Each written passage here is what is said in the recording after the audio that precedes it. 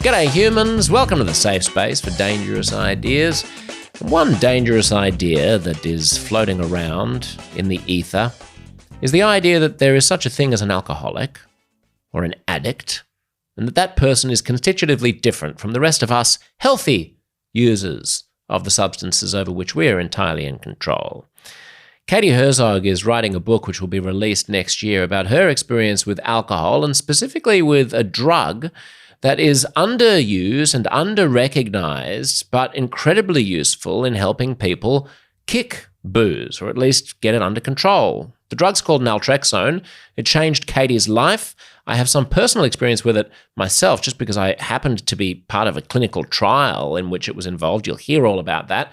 But this is an absolute must-listen for anyone who just wants to get a better handle on the relationship that we have with substances that can form habits, and how there might be pharmacological solutions that are being overlooked in our quest to try to have some sort of deep spiritual understanding of where the whole of addiction comes from.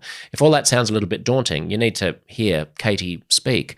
She's a fabulous journalist. Her life was upended when she was a freelance journo in Seattle, and she happened to write a piece for Seattle's progressive alternative newspaper, The Stranger, about detransitioners, in other words, trans people who sort of changed their minds.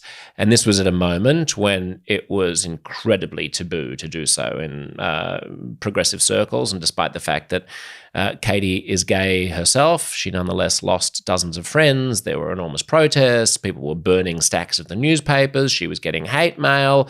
There were stickers calling her a transphobic bigot. And ultimately she left Seattle. It was all for the best in the long run, because she now co-hosts one of the most successful podcasts and Substacks. It's called Blocked and Reported. It's a fascinating listen. That, of course, is with my friend Jesse Singal, and they dissect all kinds of internet nonsense. We don't go too much into that, and I'm sure that you'll hear her on the media trail next year when she's promoting her book about the topic of today's conversation. But this is an early glimpse, let's just say, into a fascinating field of underreported analysis of addiction, alcoholism, and naltrexone.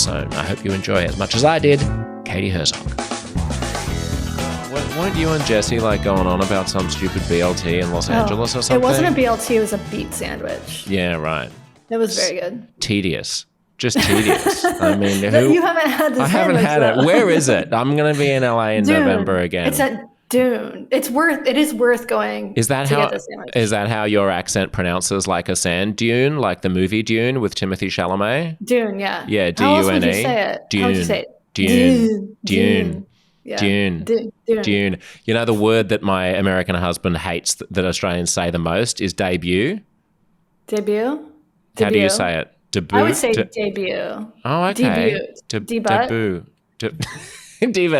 Debit. Yeah, debit. Katie, thank you for being here. It's lovely to finally catch up.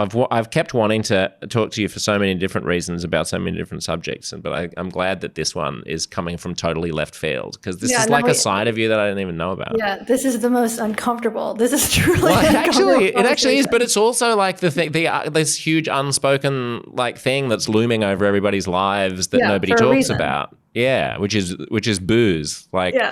How did you tell me your potted history of your relationship with? Do you want to go first? Sure. I mean, regular listeners will know that I haven't drunk since 2020. In the first year of the pandemic, I ate ice cream and drank liquor and watched Netflix, as many people did. And then after putting on 10 kilos, 25 pounds, I was like, oh, I'm just going to be a fat man. I'm just going to turn into a fat man. I'll turn into a fat drunk is what's happening to me now. And so I quit drink, and we can go into that, and we can go into the house. And I started working out, and I started eating well, and I lost 20 kilos, 50 pounds. And I've never been happier, Katie. It's like the real me. It's just bursting through. But I'd had a long and arduous relationship with trying to cut back, with occasionally quitting. And indeed, while I was living in New York, I saw a poster on the subway which was recruiting gay men in their 20s and 30s who wanted to trial a drug called Naltrexone. So you lied. Well, I lied. I was like, I'm a 57-year-old straight man. And it was to try to cut down on binge drinking in the gay community in New York. And it was a double-blind placebo trial run out of Columbia University, which I took part in, and went on Naltrexone for 6 weeks or 8 weeks or 12 weeks or something. Were you in the control group? I absolutely could tell that it was that I got the Naltrexone. Totally. Interesting. 100%. First time I popped it, I was like, oh, this is not a placebo. Yeah. And what was your experience of drinking on Naltrexone like? It was funny. I remember I was living in Chelsea on 8th Avenue, and my roommate, and I poured myself a glass of wine, as I did every evening when I got home.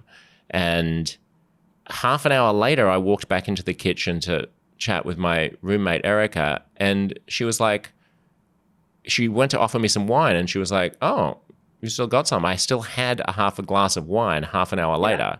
And that was not conscious and not normal. Mm-hmm. Yeah. Very weird. Now all about you, Katie. Enough about me. Go on. So just give us the big picture here, as I understand it, is we're not terribly good as a medical industry and a culture at actually grappling with the sort of edge cases of alcohol dependency or addiction and understanding the tools that are actually available for people to completely revolutionize their lives. We have this very old-fashioned, binary, almost theologistic or like understanding of human brokenness when it comes to addiction that is not very helpful to many of the people at the margins, of whom you perhaps were one. Yeah, I think that's a good way to put it. So my drinking history, like a lot of people, I drank, and I had my first drink when I think I was 12. I drank irregularly in high school, very regularly, very frequently in college. And then by the time I was out of college, I was a full-blown bar fly. I loved bars.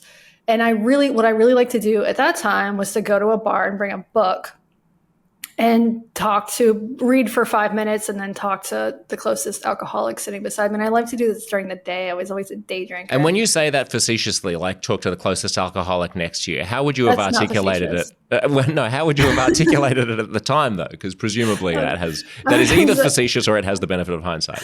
I would say that I was making friends. I talked to bartenders. I was much more social when I was drinking than I Who isn't? Sober. Right, right. That was one of the benefits. And what town were you in? So I went to college in Asheville, North Carolina. And then after college, I moved to Portland and continued that trajectory. And I was working at coffee shops, so morning jobs, and I would be off work by 2 p.m. and I would go to the bar. And in Portland has, this is sort of odd for Portland, and it might not still be like this, but Portland had big strip club culture. And some of the bars that opened early were strip clubs. So my friends and I would get off, and I'm talking like feminists and queers, we would get off of work and go to the strip club, which now I don't think would probably happen. It would certainly be an HR issue if it did. Yes. So I continued that trajectory for like 20 years, basically. I drank a lot, and during COVID, and my drinking came in waves, right? And I was never homeless. I did do some stupid shit. Like at one point I burned down a porch, and I did end up in the hospital twice in my drinking career, once for alcohol poisoning in college, once for a bike wreck. And I got in a lot of bike wrecks during this period. I wasn't much of a drunk driver, but I did get in a lot of bike wrecks in my 20s. A bike wreck? You mean like you would drunkenly ride a bicycle and crash into things? Right. Because I'm responsible. I wasn't driving. Right. Very good. I like it. Hurt only myself. Yes. And I did this for a really long time. And it's a very Portland thing to do, isn't it? To get into a bicycle crash when you're like, no one in Texas has ever been drunk cycling. They're drunk driving trucks. Yeah. Although I did do some of that too, I have to admit. And then this was in various different cities. I didn't live in Portland that long. I bounced around a lot. That was one thing that I think alcoholics do to try to get control is move. You sort of go and burn your bridges in one town and then move to the next. I did some of that. And, I still, despite this... Just explain that to me. You go and embarrass yourself and make a bunch I of bad see. decisions and piss Right. people off, and then you leave town. Right, okay. And do it in the next town. Because You get it? right, okay, yeah. I had kind of coded your alcohol use as happening within the context of like a community of drinkers who were all kind of supporting each other's terrible habits and terrible decisions. No, that's definitely true. Right. And I always knew that this was a problem. I haven't been in denial about my drinking since I was 24. I mean, it would come and go in waves. You know, most drinkers, most people who even fit the DSM diagnosis for alcohol use disorder, 70% of people who fall somewhere on that spectrum, and it's a really wide spectrum from, you know, the wine mom who every once in a while drinks too much to the wine mom who's lost her house.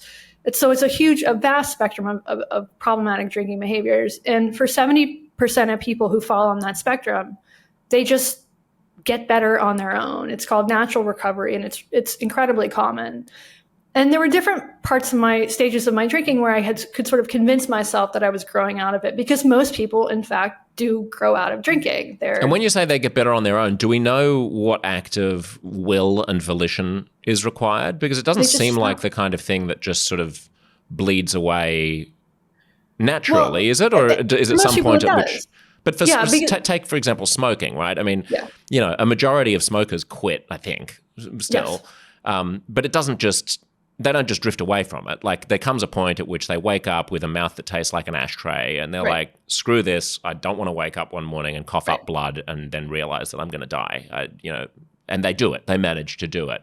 Is that a similar... Can we map that, do we know, onto the experience of people who drink too much? Or I don't know if I don't know the answer to that. Okay. My guess is that for a significant percentage of this population, life just gets in the way of your drinking. So it's different from smoking in the sense that, you know, and with both addictions, you can wake up feeling like shit, but drinking impacts your ability to take care of your kids, to get to work on time.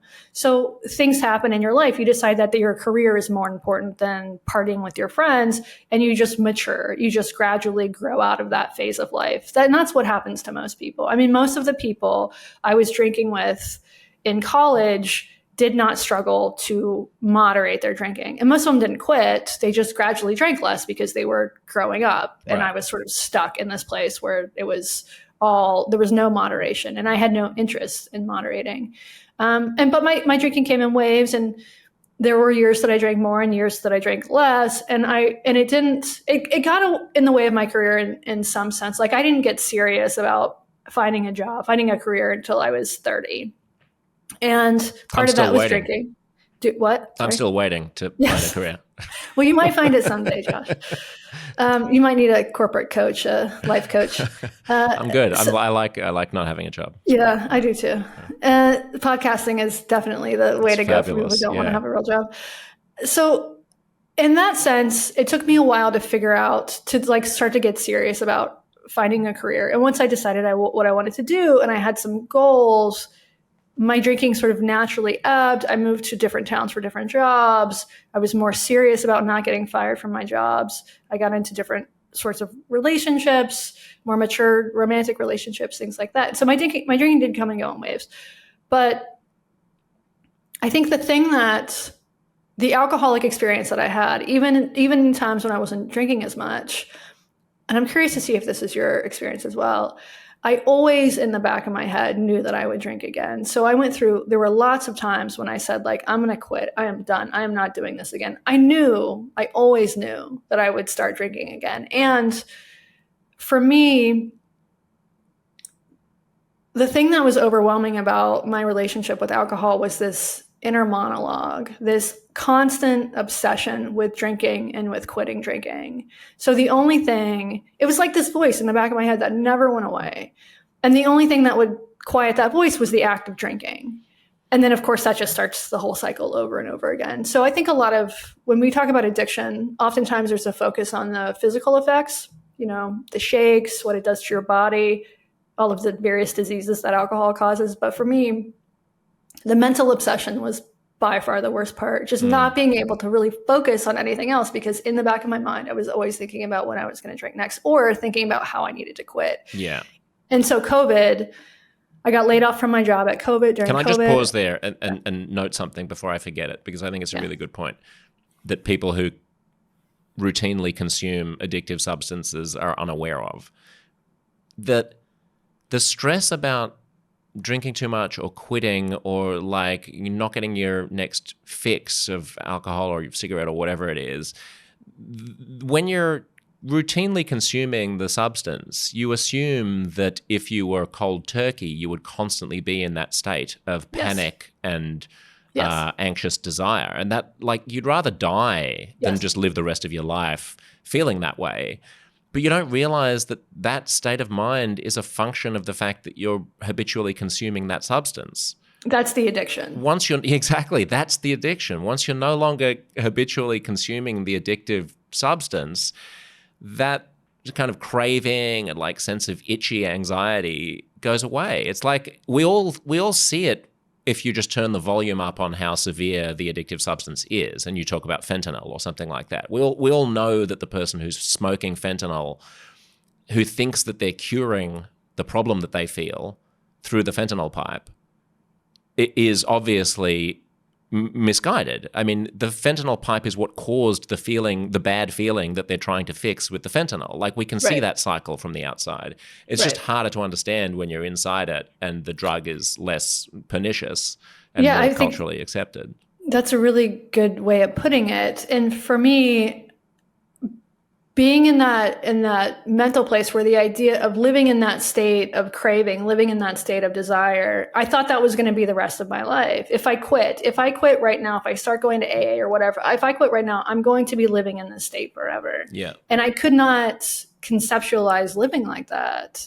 And so I didn't. And that kept me drinking much longer than I should have. And I think this is one of the problems with the way that we talk about addiction now, is that people think it's either on or it's off. Either you have a problem or you go cold turkey and you're abstinent only for the rest of your life. And that's changing. But for the last 50 years, longer in the US, that has sort of been the at least popular conception of what your options are. You have alcoholic drinking. You drink so much that eventually you lose your house, your spouse, your job, your career, your life. You go to jail, all of the bad shit happens, or you go to AA, you go to rehab, you go to AA, and abstinence is your only way forward. And so that's not actually true. And I've been learning a lot about the history of addiction over the past couple months.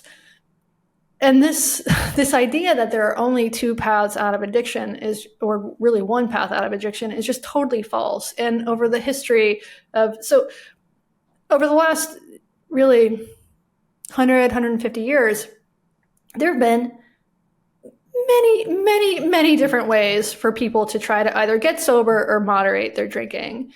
And a lot of them we just don't know about. And some of them, some of them are more effective than other treatments, but there are lots of treatments. And so what I did is take Naltrexone. I did this medically assisted treatment.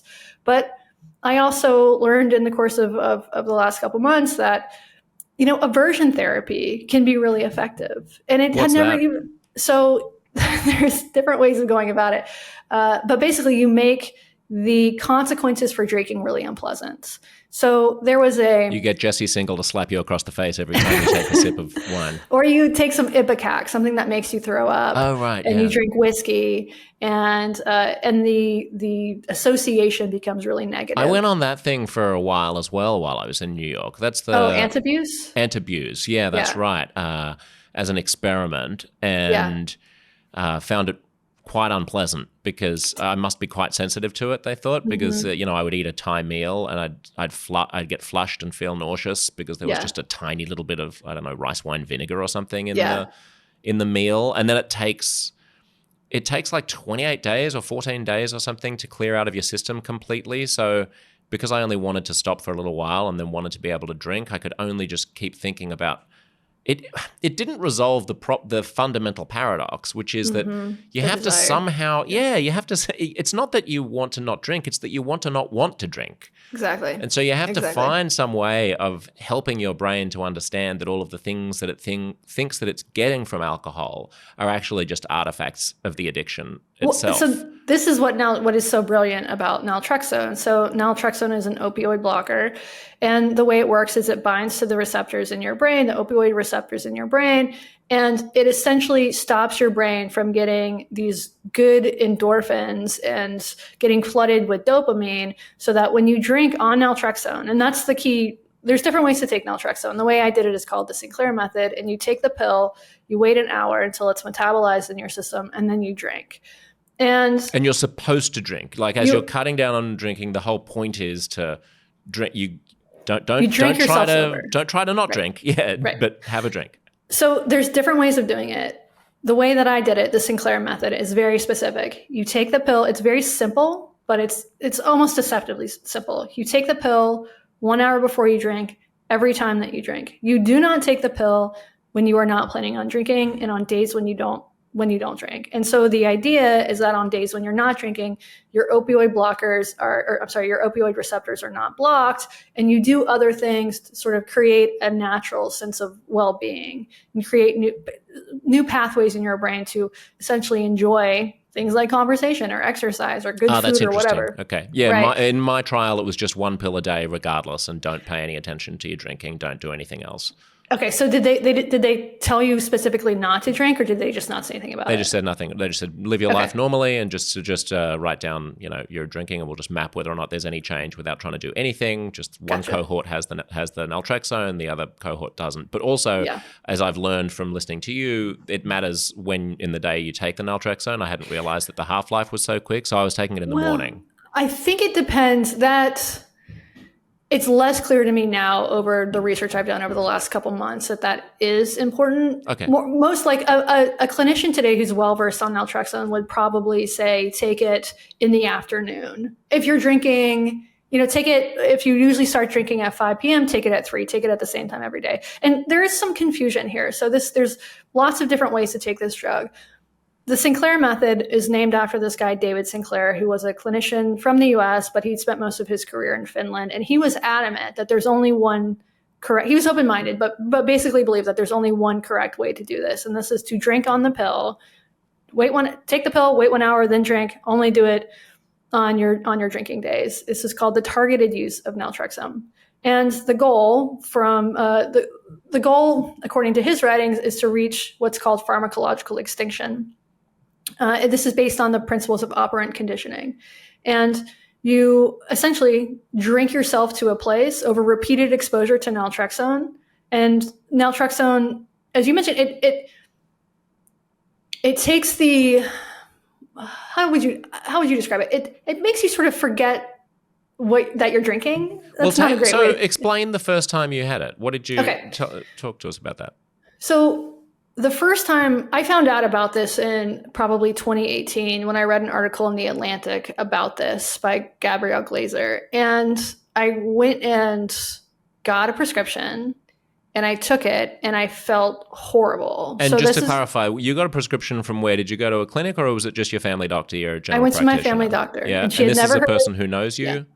Not really. I mean, this is the United States. We have our doctors for like 6 weeks before they move on.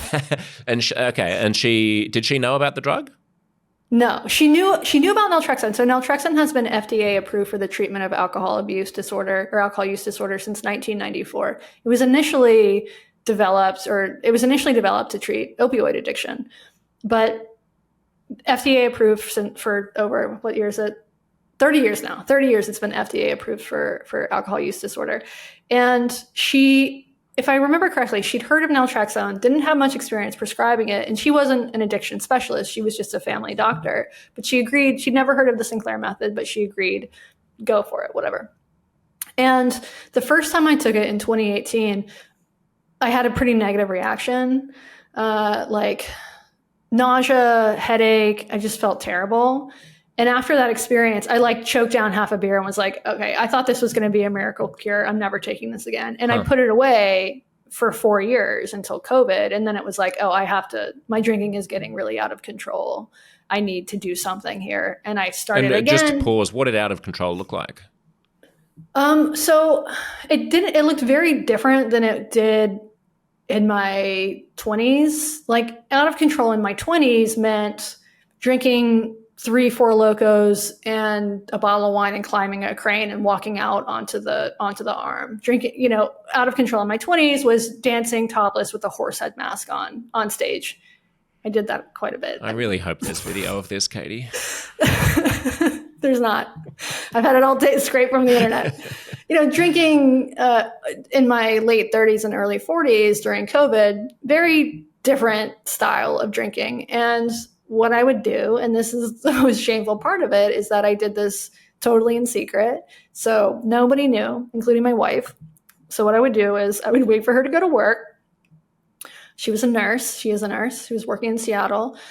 And, when a craving hit, which was usually around noon, I would go down to the store and I would get a 6-pack of cheap, shitty beer of Tall Boys. And I would sit there, sit on my deck and sometimes work, but mostly drink by myself and look at Twitter. I mean, you make it sound like shameful and pathetic, but it's quite amazing how many people, I think, will hear that and be like, well, from another perspective, all you were doing was chilling out. I mean, you were just kicking back. That's the way I rationalized it to myself. I was, when it got to a period where I realized that there was something that I was going to have to deal with, I didn't have a day job. I was doing the kind of itinerant, I guess the hustle of working in this business and, looking for new gigs and pitching things to people and taking meetings and stuff. And on days when I didn't have meetings, we were living in Los Angeles and my husband would be at work and it'd be like, oh, well, I don't have any more calls this afternoon. Hey, it's 12:30. I mean, it's lunchtime. There's a bottle of wine in the fridge. It's a nice, the French do it.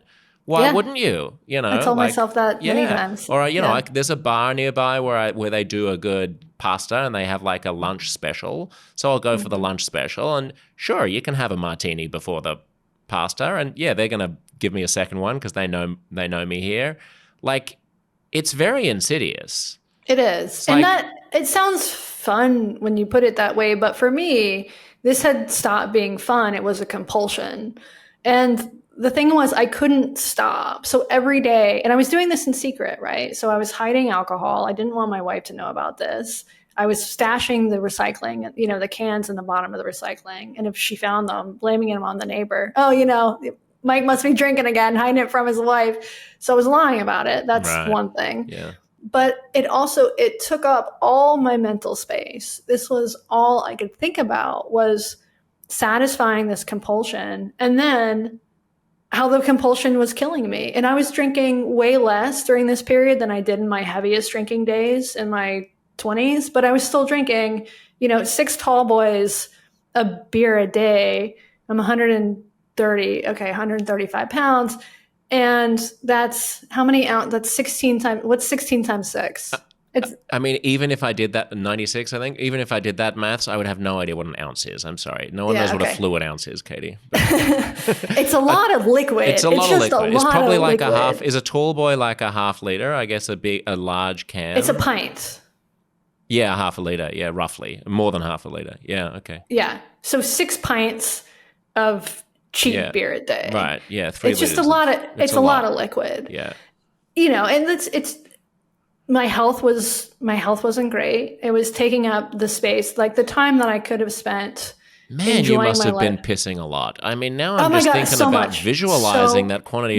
Because most people graduate to wine or liquor if you want to consume that much alcohol. Why are you drinking beer? Because beer is lower alcohol. And what I liked is the act of drinking. It wasn't just about getting drunk. It was the act of drinking. And so the lower the alcohol content, the more I could consume of it. I see. And yes, I should have been wearing a diaper. I could have just done all of my drinking on the toilet. I was peeing so much. I'm sure when I did your podcast last time, I probably had to leave 4 times and go pee. I don't recall, but it's entirely possible. Yeah. Yeah. So it was a really kind of shameful, dark secret that I had. And how did you rationalize the secrecy? Because I'm trying to think back. I didn't need to rationalize it. I knew it was bad. Right. I just did it anyway. Right. That's the thing about alcoholics, and I'm comfortable calling myself that. I don't really consider myself an alcoholic now because I cured myself. but it's probably a controversial statement Yeah, exactly. among some of your listeners. But I was drinking alcoholically. I struggled with this for 20 years. There's a history of alcoholism in my family, my extended family. It's pretty clear that I had from the very beginning, it's pretty clear that I had all the sort of risk factors. I started drinking really young, and I drank often, and I had a genetic predisposition. So exposure and genes. I had both. I didn't have the sort of trauma that a lot of people sort of assume that alcoholics all have. I didn't have that. I just really liked to drink, and I did it so much I got addicted to it. I think that's a really interesting point to just dwell on for a moment, so that can land for people, that like there is a belief culturally that when you have an addiction, you're trying to fill some deep hole, and that until you address that hole, until you spend years in therapy trying to doing dig the into, you got to do the work, baby, then you're always gonna, well, maybe. Yeah. Or maybe you also just fell into a trap, like a biological, psychological, psychiatric, neurological trap. Yeah. Where like I think an that was the addictive case substance for me. got its claws into your head. And I think that was kind of the case for me as well. Now, my grandfather was an alcoholic. I come from a long line of Irish, New Zealand, you're not New Zealand in your case, I assume. Ireland, yeah. But yeah, thank God. Thank God. Things are bad enough as it is. I come from a country where drinking is an incredibly intrinsic part of the culture in Australia. I was living in a city which is awash with booze, in a community, the gay community, which was, awash with booze. And, grew up in a household where mum and dad would pour a glass of wine as soon as they got home, and that was totally normal. They weren't at all drunks, but, 2 or 3 glasses of wine a night was normal. So it's very easy to just like rationalize that and then allow yourself to kind of slip down a slope that you're unaware of. And it may be asking too much of us, and it may be too daunting a task to expect that everybody to whom that happens has to suddenly spend years doing the work and trying to delve into what their relationship was with their father. Like, maybe just don't drink. I think that this idea that we all have some sort of trauma or hole to fill, or there's some underlying cause for our addiction besides exposure, biology, random chance, the choices that you make, I think it can be sort of insidious, because that's the sort of thing that keeps people from quitting. You think, it's going to be work. It's going to be a lot of work. I'm going to have to do the fearless moral inventory. I'm going to have to go make amends to people. I don't want to make amends. I don't want to make amends. And in fact, I think that the people who deserve for me to make amends to them, I don't think they want to hear from me. Also, my amends is not making amends. That's right. I mean, and very clearly, some people fall into that category, very clearly. But I don't think I fell into that category. Not everyone. I think it's also probably, before we get back to your first experience with naltrexone, when it worked, I want to hear that. But it's also just worth thinking about addiction, and you use the word alcoholism. But I really think there are probably 4 different types of drinkers, at least. There are the people like my husband for whom drinking is just not an issue. Like, he'll drink and then he won't drink, and like he can either drink or not, and like they might have 2 drinks a month or like 3 drinks a month or something. And it's like my relationship to cake. Like, I can have cake if there's cake going around. Am I going to get home and have cake? No, I don't want to come home and have a slice of cake. Like, it doesn't hold any attraction to me. Like, this is my relationship with running. Right. Excellent. I have a more austere relationship to running. I will not run. I decline your invitation to run, Katie. No natural highs here. No, that's right. But yeah, I can take or leave cake, and same with some people with alcohol. And then at the other end of the spectrum, there's just fully fledged alcoholics. And like the moment they had alcohol the first time, they knew that it was the best thing that's ever happened to them. Yeah. And they can't ever be expected to try some without tumbling immediately into self-loathing and, blackouts. Mm-hmm. And then in between, there are probably like 2 spheres, I think, one of which is kind of maybe like the Katie one, which is like alcoholic adjacent and like definitely having serious consequences, but probably doesn't need a huge amount of interrogation beyond just addressing the physiological dependency. And then closer into that is where I think probably a majority of my associates lie and where I probably lay, which is you drink pretty much every day. You drink more than you should, but it's so bound up in what it means to have a good time, what it means to wind down, what it means to socialize, what it means to relax, what it means to treat yourself, that the alcohol is piggybacking on almost every positive experience that you have. Mm-hmm. And the idea of not having that is just alien. Why would you want to do that? And, what doesn't land for this community of people, myself included, is that there are billions of Muslims and Hindus who have pretty fun lives. Yeah. So I follow this group of Mormon influencers on Instagram.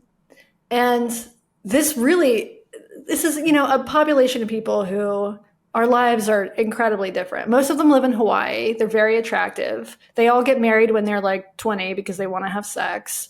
They have kids when they're 22, start having them. Right. Their content, they're influencers and content creators. I guess we have that in common. I'm also. This sounds amazingly hot. I want to find these people. So hot. The idea of going to Maui and being with a bunch of 20-year-old Mormons, fabulous. They don't cuss.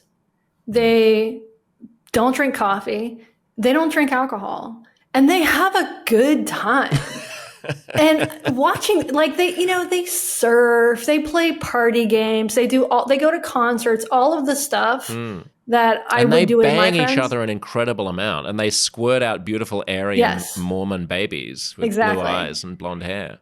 And their lives look amazing to me. And of course, this is Instagram or whatever. It's all filtered through. It's all lies. But these people do have a good time. And I genuinely did not think, until I actually quit drinking, I did not think it was possible to have a good time, to go to a party and have a good time sober. Yeah. It did not seem possible to me. And now I've done it plenty of times. And guess what? I was right. It's terrible. No, it's fine. It's totally fine. But there is, I will concede that there is that is actually one. I think everything is better not drinking, except for one thing, which is I used to think that it was a lot more fun being at the messy end of a party. Yes. And I do miss that. I do miss because now I can see how not fun it is for people to be blackout drunk and embarrassing themselves. But when you're in that, I do miss that. I miss, but there's nothing wrong with going to a party for 3 hours instead of 10 hours. Yes. The first 3 hours are fun, and then I just leave now, and I leave everyone else at the bar when they're getting to that point at which they're kind of smelly and slurry. And I must confess, that's the one thing that I miss about drinking, that weird zone of chaos. I think it also helps, so how old were you when you actually got sober? 40. 25, 40. Okay, so me too. And it was really helpful that, if I had been trying to do this at 25, I think it would have been really hard. But when you're 40, you've aged into a different stage of life, although you're a gay man, so probably not. No, it's true. I had kids. I got married and had kids and bought a house and shit. Yeah, totally. And so when I go to parties now, the parties typically ends at 10 p.m. It's a lot easier to be the person who's drinking soda water when nobody's doing keg stands. The goal at the end of the night isn't to find a stranger and get laid, which is also, I think, a huge part of what drinking was about for me in my younger years, and for everybody, was about pairing off.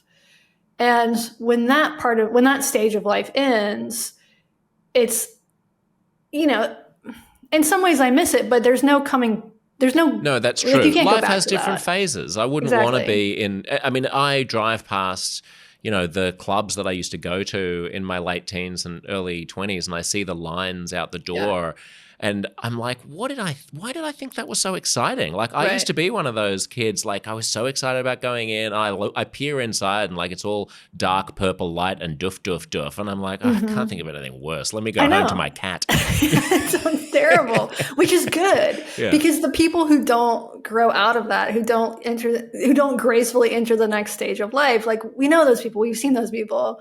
It's a little pathetic, and they tend to die young. Yeah. And so I think in COVID, because COVID was so isolating, a lot of people drank more, but I think in some ways it was also a good time to quit because all of the social stuff, the bars were closed. I think you guys weren't technically allowed to leave your houses at all.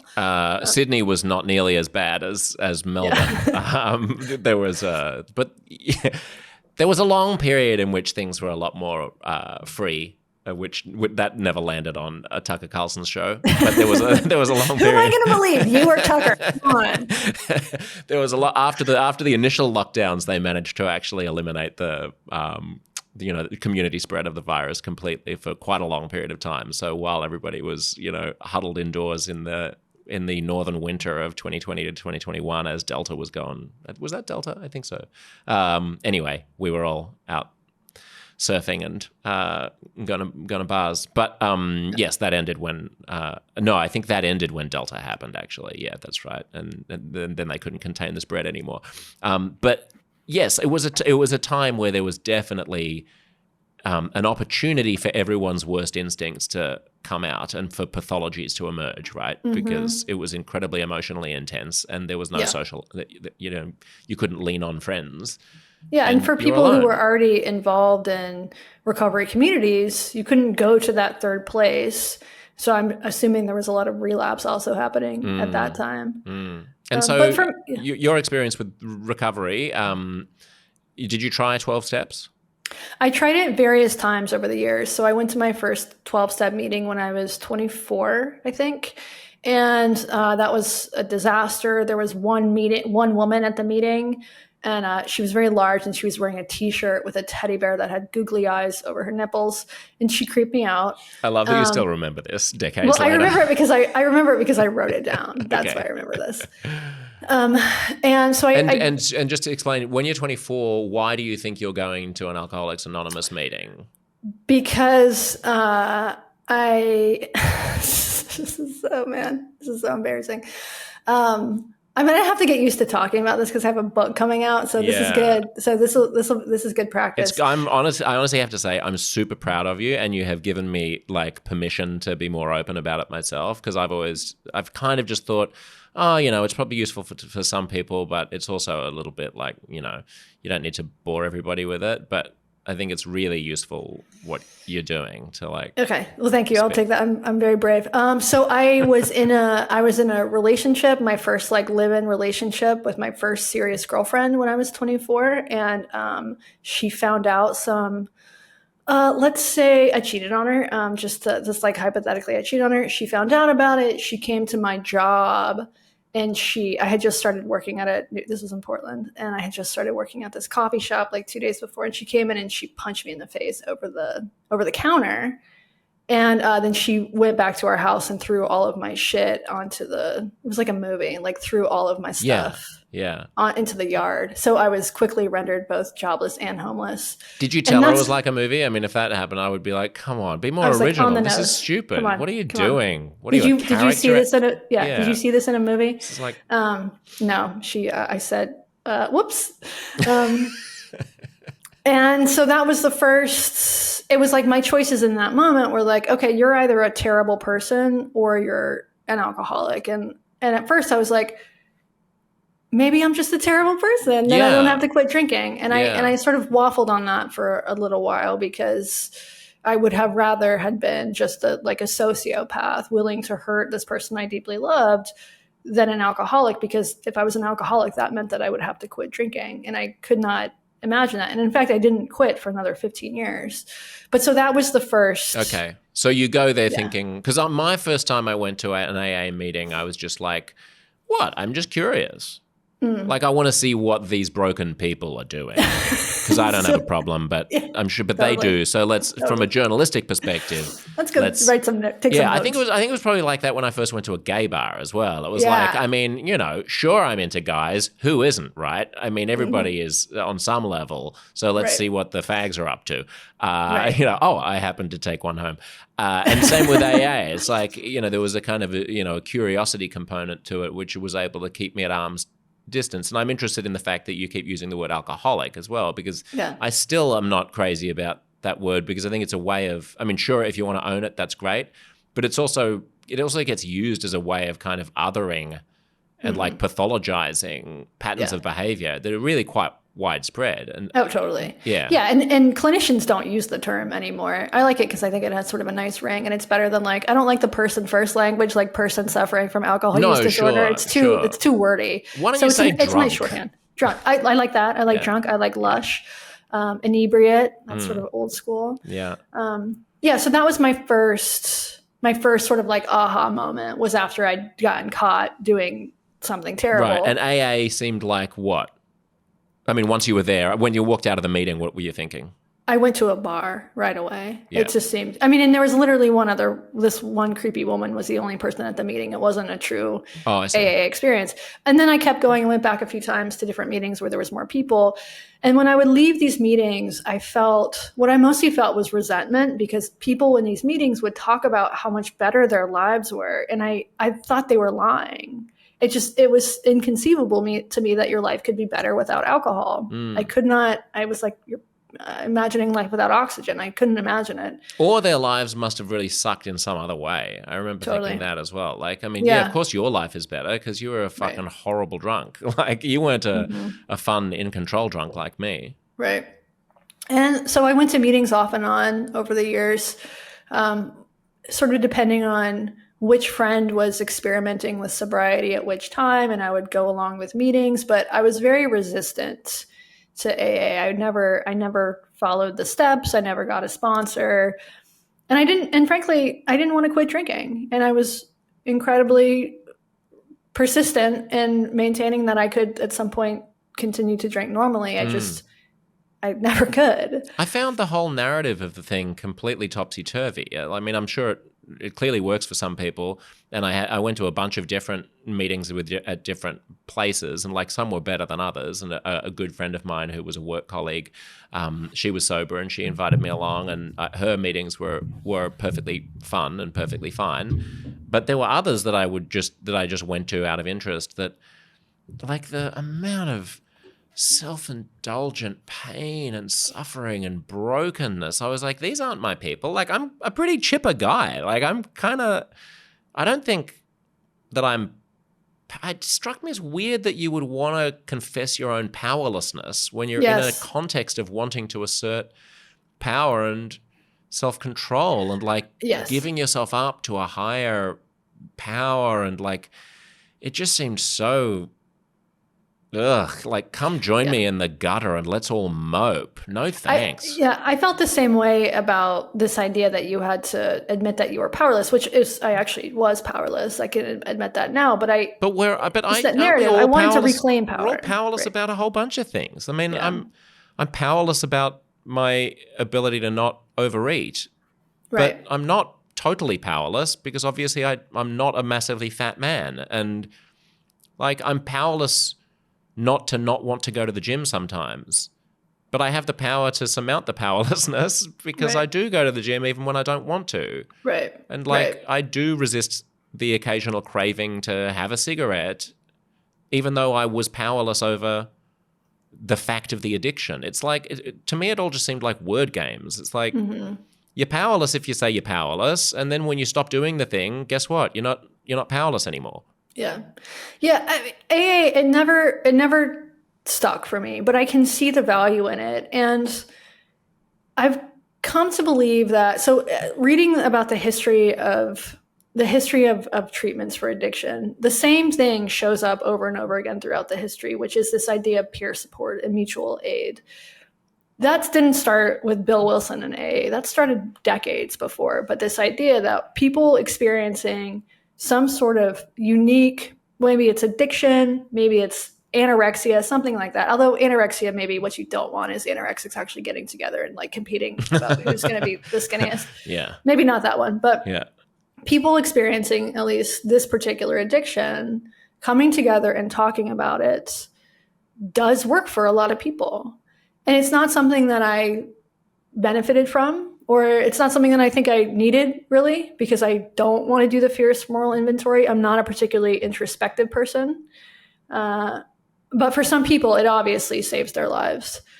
And there's been a lot of debate over the effectiveness of AA, but I think it's hard to put a number, like a quantity on the number of people who walk into a room and are still sober 10 years later. It's hard to do that. But it's also extraordinary that the medical establishment is still so confused and undertrained and reliant on mythologies about AA, and that any solution to that is not just accept the powerlessness and pursue sobriety without actually addressing the high that that you think that the drug is giving you, like seems to be there's just a capturing of my doctors didn't know anything about any of this. They told me to go to a therapist, and then the therapist told me to I think count the number of glasses of wine that I was having and be more mindful about my drinking. Drink a glass of water. Drink a glass of water. Yeah. I mean, thanks a lot. As long as you still think that the thing is an elixir of happiness, all of that is window dressing. Yeah. So, and I think this is changing. So medical education, at least in the US and probably in Australia, because everything we do, you do slightly worse, except sunshine. So for decades, medical education, if your general family practitioner would have had 0 hours of training on addiction, 0 hours. And you had to be a specialist, a psychiatric specialist to know anything about addiction. And that's changing. So now most med students will go through a psychiatric rotation or clerkship. And within those clerkships, they do learn about diagnosing, preventing, assessing for things like alcohol use disorder, and for what is now called MAT, which is medication-assisted treatment, things like naltrexone. And this has been changing gradually over decades. But the thing that has really, forced this evolution to become a little bit more rapid is the opioid crisis. Because now the opioids kill a lot fewer people than alcohol does, and have for decades. Still. Alcohol is still much more deadly than opioids are. But it has forced medicine to rethink who should be doing assessing, there needs to be first line treatment, and that should be the family doctor. Yeah. So the next generation of doctors coming up are going to have way better training than the doctor I saw in 2018 or the doctors that you saw more recently. So when you went back to naltrexone, how did that happen, and what did you feel? I still had the same 29 and a half pills in my bathroom that I'd been keeping for 4 years. So I didn't have to go get a new prescription.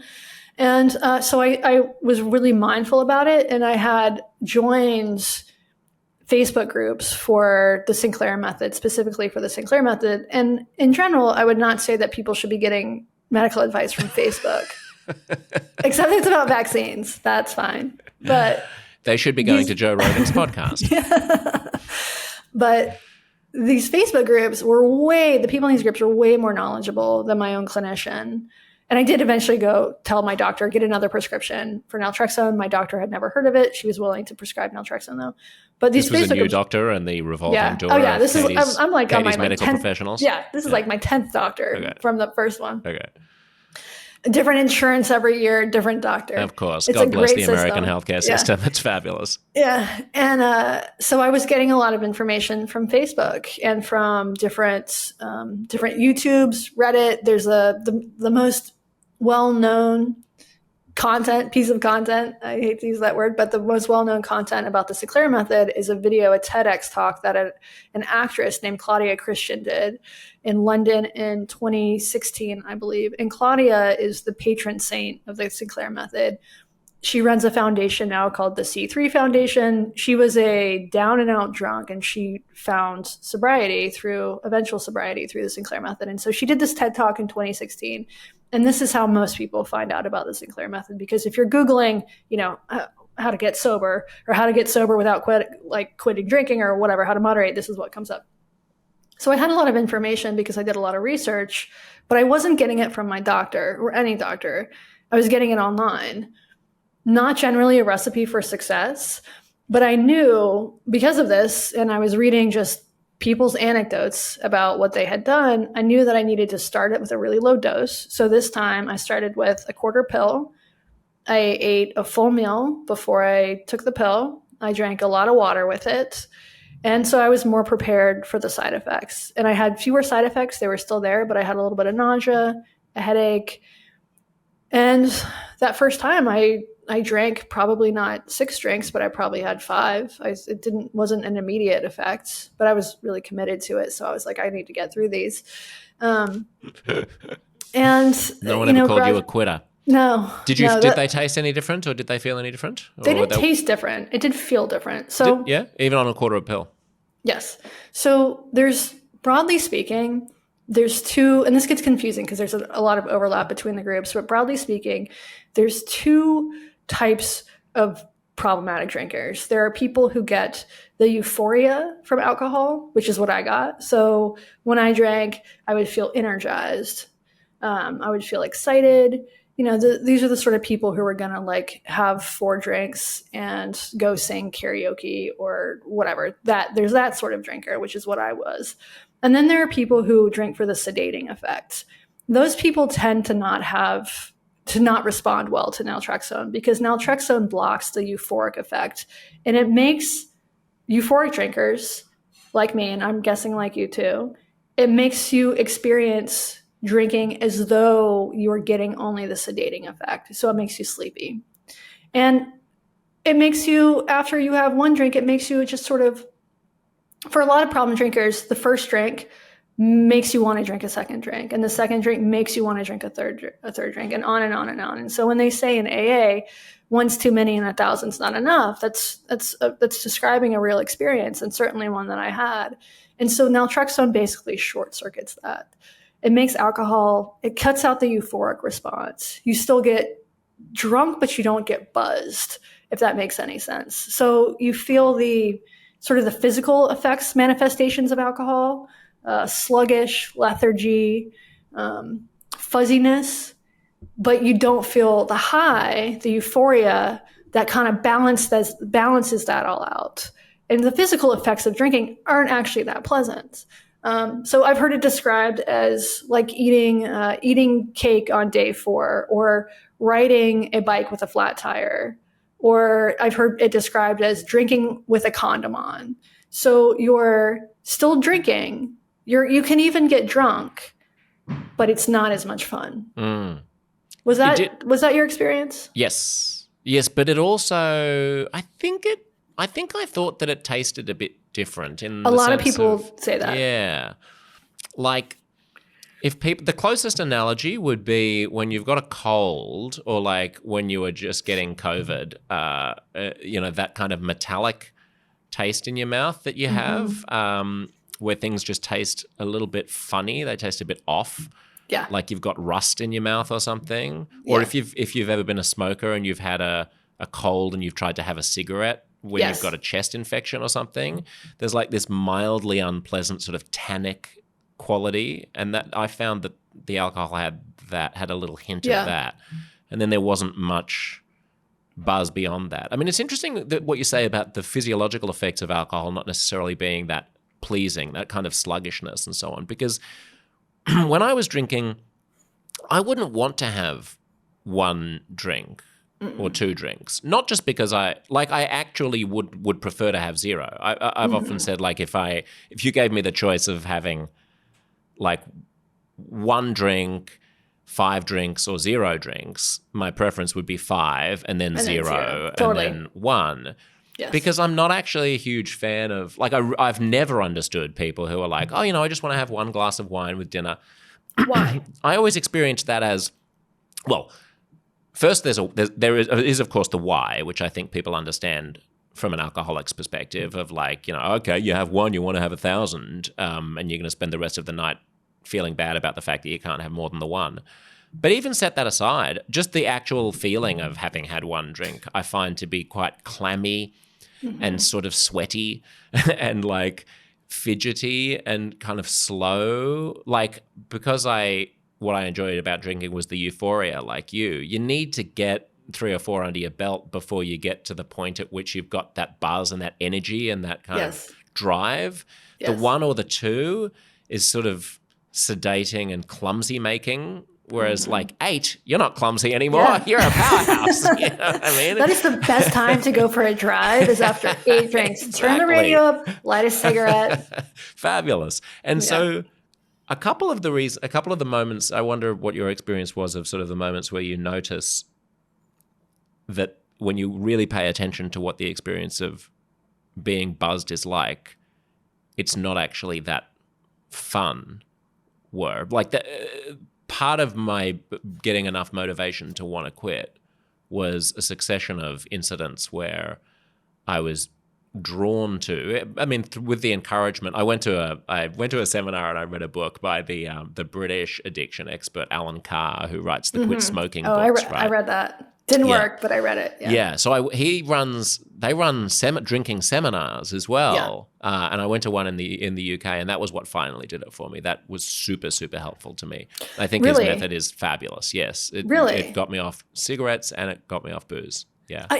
So I tried that with cigarettes, and I read the book Smoking the whole time, and by the end of it, I was like, the people who fall for this are the dumbest people. Yeah, I mean, I get it, but it's a bit like therapy, or it's a bit like the Landmark Forum, or like anything which is like a sort of placebo. A self-help. Well, I don't think it's fair to say it's placebo. I don't mean that in a bad way. No. If you believe in it can work. The analogy that I'm drawing is it takes a while for critical-minded, resistant cynics like us to get it. You can't read the book and then have it done. You're right that there's a certain personality type who can read the book and be like, oh, light bulb on. But when your light bulb goes on, you have the personality type, and so do I, which is like, hang on a second, who's behind the light bulb? That's not a real light bulb. Let me climb into the ceiling and see what's really going on. So it took a battering ram of many, many occasions of reading the book. Then I did there's a video seminar that you can do, and that worked for 3 weeks, and then it didn't work anymore. And then I've done the smoking seminar 3 times over the course of 20 years. And each time it worked for a couple of years, and then I would just forget. But for me, it's like riding a bike and falling off, and over the course of your life, human brains are weird and they're complicated and they're they're fucked up in many ways, and you just have to sort of keep working with whatever works. And I found that so for people who don't know it, the basic philosophy of Alan Carr is we spend way too much time thinking about why we shouldn't be doing addictive things, and not nearly enough time actually identifying what it is that we like about them, and questioning whether or not, truly interrogating and noticing what we think that we like about them. Because once you notice that all of the things you think you like about smoking are just created by the fact that you're a smoker, right, and that non-smokers don't feel any of those deprivations that you do, then you can have the psychological space in which to only address the physiological craving, rather than having to worry about all the other bullshit that you believe that cigarettes give you, which they actually don't, which you only think because you're addicted to nicotine. Right. Yeah. Do you think you would have? So you did a 6-week Naltrexone trial. Afterwards, how did your drinking change? Or it was probably drifted, 12. I think it was 12. It just drifted back to normal over time. But over the course of the 12 weeks, yes, I was drinking did you take less. it? And you took it daily. Less. Took it daily, drank noticeably less, gradually built back up, and while on the pill. I think so. That's very normal. I think so, yeah. And by the end of the trial, I think I was just back to normal. And I was like, okay, good. That was interesting. That's over. I can have my life back again. That's a really normal trajectory. And anecdotally, I think it takes most people like 8 or 9 months to reach this state of extinction, pharmacological extinction, which is an indifference to alcohol. It's that, the quieting of that voice in your head that tells you that you want to keep drinking. And one integral facet of the Sinclair method protocol is that you track your drinks. So you have a chart. You track them daily, and you have a chart, and you can see over time the trends move down. But most people's charts there's spikes and there's valleys. And the reason for this, according to, the TSM coaches and people who promote this method, is that it's your brain's way of fighting back and trying to recapture that old magic by drinking more and more and more. But over time, for most people, not for everybody, but for most people, the line trends down. Right. And a lot of people start out the Sinclair method or start taking naltrexone in different ways, like the daily medication, or there's a shot called Vivitrol. They tell themselves, I just want to be a moderate drinker. I want to have an off switch. I want to be able to have a glass of wine with dinner and not the whole bottle. And they find themselves after 8 months, 9 months, a year, 2 years, they find that they have just lost all interest in alcohol and they go sober, which was sort of my experience. From the very beginning, I was like, I don't really want to be a normal moderate drinker because why? What's the point? That sounds lame. Did you ever have the dread of a friend of mine who lives in LA got sober before I did, and he used AA successfully, but he was saying to his sponsor, what about just that one drink, on my birthday, on Christmas Day? Can I just have a drink on my birthday or on Christmas Day? And his sponsor was like, sure. And he was like, is this a trick? He was like, no, just get to your birthday or Christmas Day and then make the decision on that day. Don't worry now about whether you're going to be able to have a glass of champagne on your birthday. Mm-hmm. Give yourself permission to do that now and deal with what's in front of you, and then see whether you want it.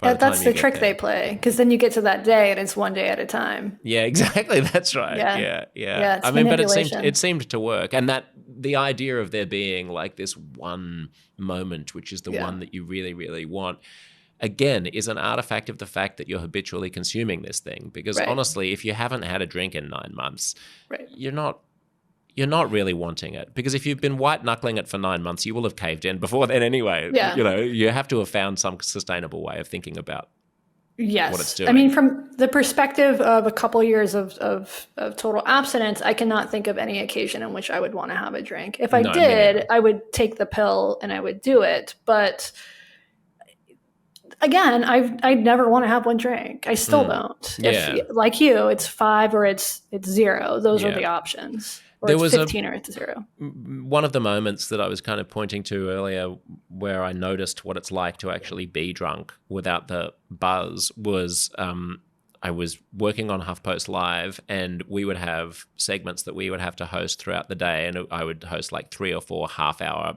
essentially television shows scattered throughout the day. And sometimes they'd be clustered in the morning, and I'd take off and I'd go to the bar around the corner and I'd have the prefix 3-course meal and 3 or 4 martinis, and then you're living home. Like it's 1950. It was great. I was Mad Men. It was Mad Men. It was great. And halfway through my meal, my phone rings, and it's the executive producer, and she's saying one of the other hosts is sick. Are you nearby enough to be able to pop back and quickly just host? It was some big celebrity. I can't remember who it was.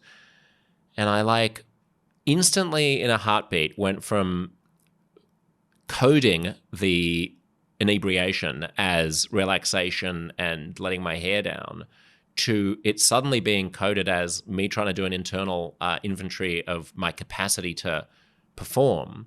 Yeah. And suddenly my brain felt like just a car that's in sand that's trying to plow through. I felt clammy. I felt sweaty. I felt panicky, and I just felt incapable and like a massive loser and underperformer, and knew that it would be an embarrassment to try to do it, and made some other excuse. Yeah.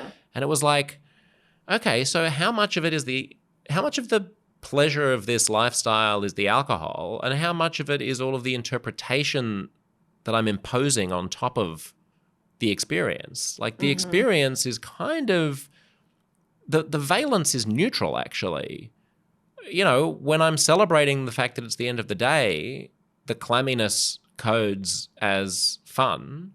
Right. When all of a sudden it's not the end of the day anymore and I need to perform, the clamminess codes as terror. Right. It can go either way. Mm-hmm. And that was when that was one of the several occasions where I thought, okay, well, just pay attention to what's actually happening, and then create a space in which you can contemplate that there might be just as much upside and downside and fun and grief and the full range of life experiences without that drug. So it sounds like you did do some introspection during your sobriety journey. I tried to do as little as possible. I wouldn't call it introspection. I mean, it was no, it wasn't introspection about me, about my flaws and needs as a human being. It was introspection about, like, what is this thing that I think is so important to me, this substance? What's it actually doing? Did you quit smoking at the same time that you quit drinking? No, or was that separate? That was separate. That was earlier, and then back and forth a little bit more. Yeah. Well, what about you and tobacco? I quit for good at the same time that I quit drinking. And part of the reason I was able to really hide or at least I was able to compartmentalize my drinking part of the reason I've never wanted to have one drink is because for me, from the very beginning of drinking, my drinking was so tied with smoking. And, growing up, like the years that I started drinking were also years that you could smoke in bars, and smoking was so integral to my alcohol consumption that I never wanted to do one without the other. And so this idea of like today, if I like wanted to have a drink today, I don't want to have a drink today because I can't smoke. I never want to smoke again. I mean, I want to, but I'll hopefully never smoke again. And so quitting those two at the same time was, I think, the only way that I could That's interesting. One. Yeah. I mean, I find them very, very different because to me, smoking is just hilarious. I think it's like I get a real kick. I really like miss the deadliest fucking thing you can do to yourself. It is, but it's so obviously appalling that I'm such a contrarian that I relish how totally stupid it is and how totally stupid and pointless and like hedonistic it is with no payoff, no actual payoff except I think you're wrong about that. I think there's immense payoff with smoking. What is Not it? Anymore. It's so social. So when I was a barfly, or I would go to shows or whatever, go to a concert, the place I wanted to be was out back with the smokers, sort of away from the main crowd. That was what smoking was about this. It was incredibly social. And, it's how I made friends at work. It's how I made friends in public, was asking people for a lighter. And that is over now. What are you going to like go up and ask somebody for like a hit off their vape? No, you're going to get monkeypox that way. So I think that we actually have lost something by the end of smoking as a worldwide phenomenon. Yeah, although I mean, in aren't cigarettes like $50 a pack in Australia? Literally $55 right. a So you're not gonna nobody's gonna bum a cigarette in Australia. No. If somebody asked me for a cigarette, I would ask them for $25. Yeah. No, so it is funny. No, people don't really smoke anymore. There is now, believe it or not, Katie, this is incredible, but there's an massive underground trade. You wouldn't have thought that prohibition could create a criminal market, but you can go into most tobacconists in Sydney, and if they are pretty sure that you're not an undercover cop, then you can ask for foreign. You can there are coded ways of saying like, can I have I don't want an Australian pack, and they'll go out back and they'll give you a $20 pack of what tastes like just rope. It's like, it's from Indonesia, it's smuggled in, it's like, Asian standards of quality. Not that I'm going to be a stickler for quality about the for the quality of the tobacco that's burning my lungs up. But no, I agree with you. But what I meant when saying that cigarettes are totally pointless is that there's nothing intrinsic to the experience, unlike alcohol, which at least has an anesthetic and kind of, it's like it doesn't have the euphoric effects. No, exactly. That's why cigarettes have a soft spot for me, and I think vaping is absolutely ludicrous. Like, just smoke, people. Just smoke. Just go and smoke. Get the real thing. Get the real deal. Get your Marlboro Reds and go and kill yourself. Stop with this fucking pineapple steam. I mean, it does look very dorky, but I will say I do think that, harm reduction, I believe in harm reduction, including when it comes to alcohol. And it is very clear that vaping is not as terrible for you as smoking. Sure. Just quit then. Okay. Anything else to be said about naltrexone? Or grandmotherly advice to people who probably think they should at some point reckon with booze? There's a lot of resources about this online. This is one of the things about this, specifically the Sinclair method. You're going to get better information online than you will from your own family physician. That said, there are addiction experts. There are psychiatrists and therapists who focus on addiction who can probably give you good information, but you don't, from my experience, like that wasn't required. I could go about it a lot cheaper, free, by just reading about it online. So my advice to people who are interested in this is to join Facebook groups and start reading. There's a book called The Cure for Alcoholism by Roy Escapa. A new edition of that is coming out in the spring, and my book will also be published in conjunction with that. We have the same publisher. So there are ways to get good information about this that don't require you to have a knowledgeable physician on your side. It's deceptively simple. So like I said, you take the pill, you wait an hour, and then you drink. But there's all sorts of kind of habit change and things to prepare yourself, things to know about before you do this. So, and it's not a miracle pill. So I think people who go into it thinking that this is going to be a miracle for them end up being disappointed. So temper your expectations. But in my experience, it was after 20 years of fighting addiction in various different ways. This was sort of a really long, slow off ramp. And I am shocked to report that those old timers in AA who said that life was better sober were not actually lying. It somehow is. Yeah, it is. And one thing that is hard to articulate to people who are still in, the habit of consuming something that is habit forming is like, have you replaced it with anything? Because like I would have thought, I remember I went to Egypt with a mate of mine on a backpacking trip, and obviously they don't drink a terrible amount of booze in a majority Muslim country. And I was asking one of the locals, like, what do you do when you go out with friends? And he was trying to explain to me, and I was like, I honestly don't really understand how you socialize.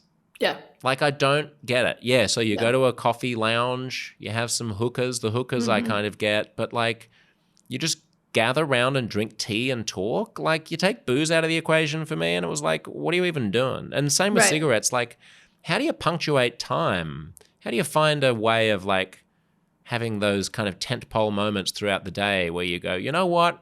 It's been a few hours. I'm going to step outside and take a deep breath and look at the clouds and have a cigarette. Do you replace those in any way? I haven't. And well, I guess like watching Mormon influencers on Instagram. But that's one of the things, I was worried about, that life would just feel empty without these substances. But, you said earlier in the conversation, there are millions of people all over the world who don't do these things. They still manage to socialize, to spend time with their friends. And I still manage to do that as well. And one of the things I realized through this process was that, when I used to go out to bars and drink, yes, a big part of it was about the alcohol, but a bigger part of it was just about being around people. And, in the very beginning, I did have a little bit of sort of social anxiety about being around people without alcohol, but the reality is we're around people without alcohol every day. I wasn't drunk when I would go to work. I wasn't anxious about that. And, you just do it. And it turns out I think for me at least, it's just not as scary or as hard as it seems. And if I had realized this years before, I wouldn't have wasted as many years as I did, hooked up to a PBR bottle. Yeah. Do you feel like that was a waste? Yes. Yeah, right. Okay. There's many years of my life that I don't remember. And part of that I think is other like memory issues, but I don't remember large chunks of my life. And I think I had to do what I had to do, go through all of those things to get where I am now, and I'm happy with my life now, but I do think a lot of it was a waste. Yeah, that's interesting. If you could flick a switch and never have drunk, would you? Oh, that's really tough because my life is really good right now. Because my life is so good, and you change one little thing, the bird or the butterfly flaps its wings, and all of a sudden I'm a mother with 7 kids, and I don't want that. I don't think that I would flip a switch and never drink again. I would probably flip the switch and say I'd never smoke again. Never have smoked. Yes. Yes, I think that's right. I wouldn't want to have had my 20s be anything other than they were, I think. Mm-hmm. I think drinking a tremendous amount in my 20s was good. Yeah. and you know, you and I were just like, you're obviously much, much older than I am, but we came of age in a time when people drank a lot more than they do now. Yeah.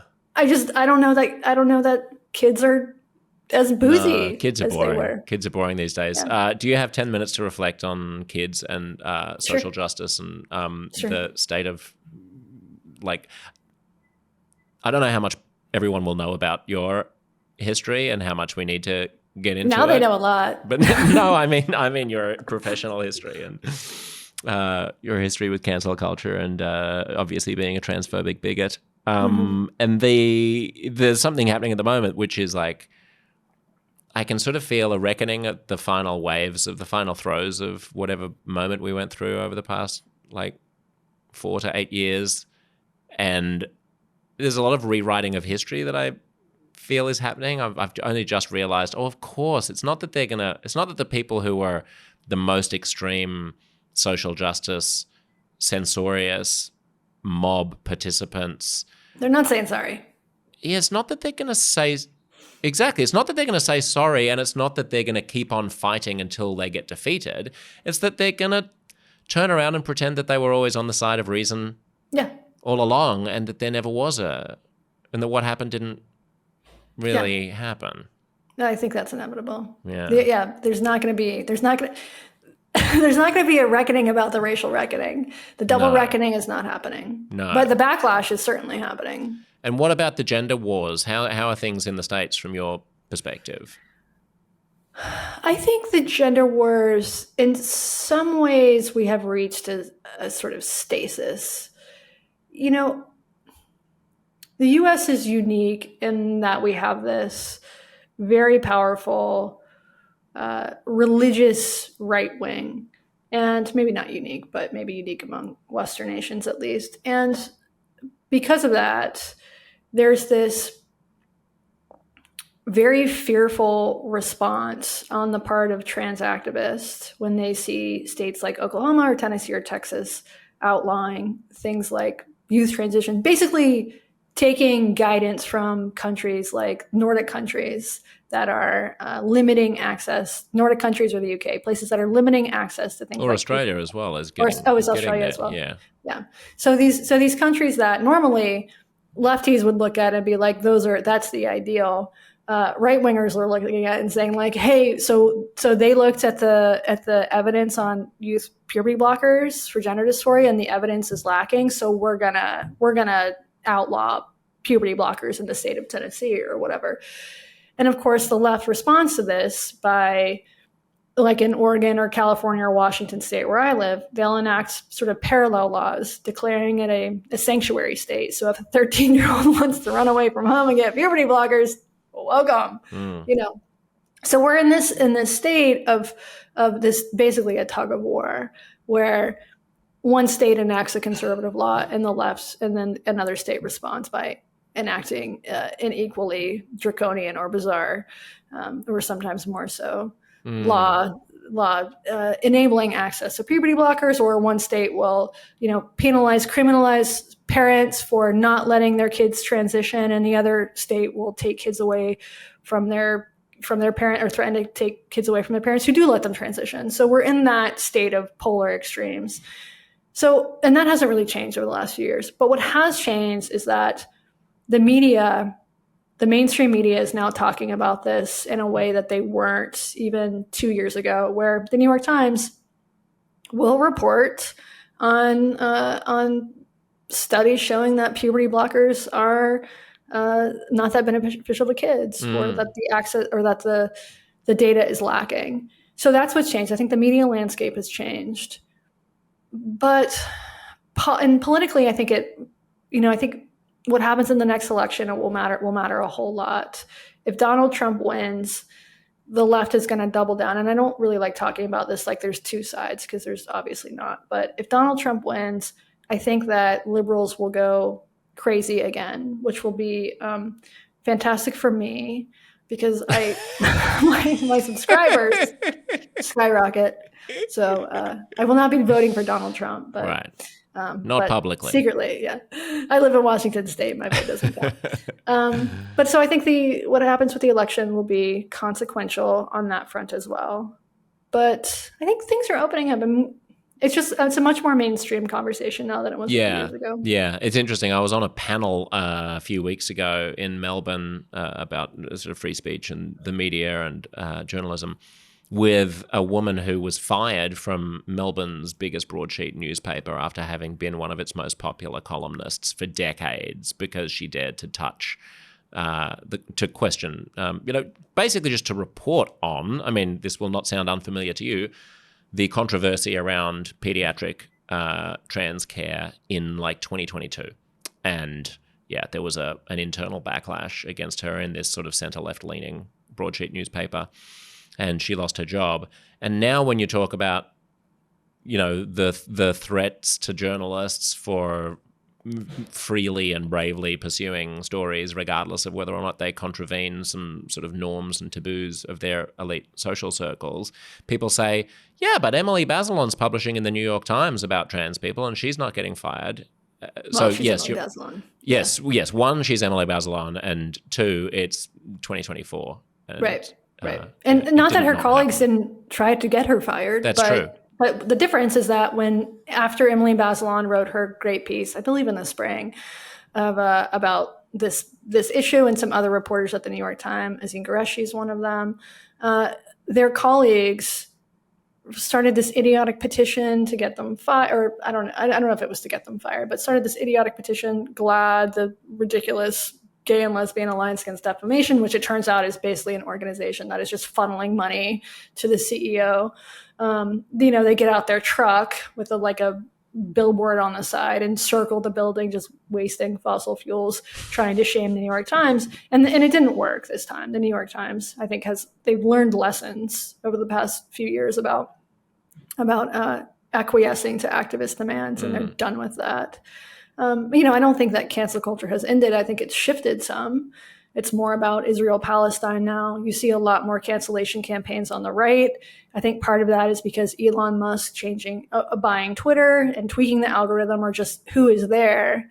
It's really hard to rile up a left-wing mob on Twitter these days, but you can rile up a right-wing mob very easily. Yeah, I mean, and this is precisely the thing that I've always been worried about in all of this. Totally. When people are like, why are you banging on about wokeness? You're just playing into the hands of the right. I'm like, no, you're fucking playing into the hands of the right by being dickwads.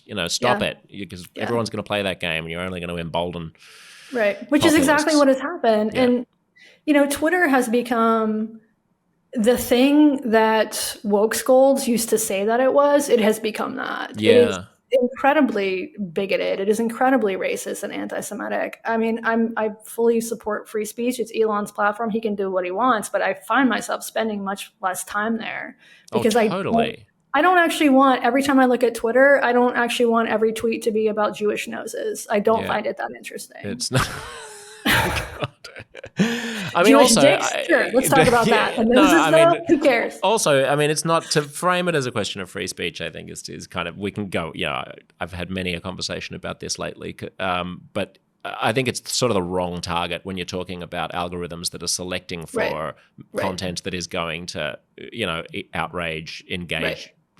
Stimulate he's feeding you, it arouse to you. us. Yeah, it's not just that he's not banning it; he's feeding it to us. That's right, exactly. I mean, if it was a neutral, reverse chronological feed of everything that everyone who you follow is posting, then we wouldn't be having this conversation. No. Katie, great to talk to you. Thanks for your time. Lovely to see you again. I just wish you lived in somewhere relevant so that when I'm in the States, we could get a coffee. But and not a drink, a coffee. Not a drink or a non-alcoholic beer. Do you drink non-alcoholic beer? No, I did when I was at the tail end of my TSM journey. But I was drinking them sort of alcoholically, so I drink 6 in a row. Yeah, no, I like them. I have the occasional beer. They just haven't been able to nail wine or liquor? Man, I tried a non-alcoholic Moscow Mule at a wedding recently. It was sort of shocking because it really felt like I was drinking alcohol for a moment. And I had this moment of being like, I'm doing something wrong. And then I just put it down because it turns out, a Moscow Mule without booze tastes like rancid ginger ale. Exactly what we want. Thanks, Katie. Good to see you, Jeff. See ya.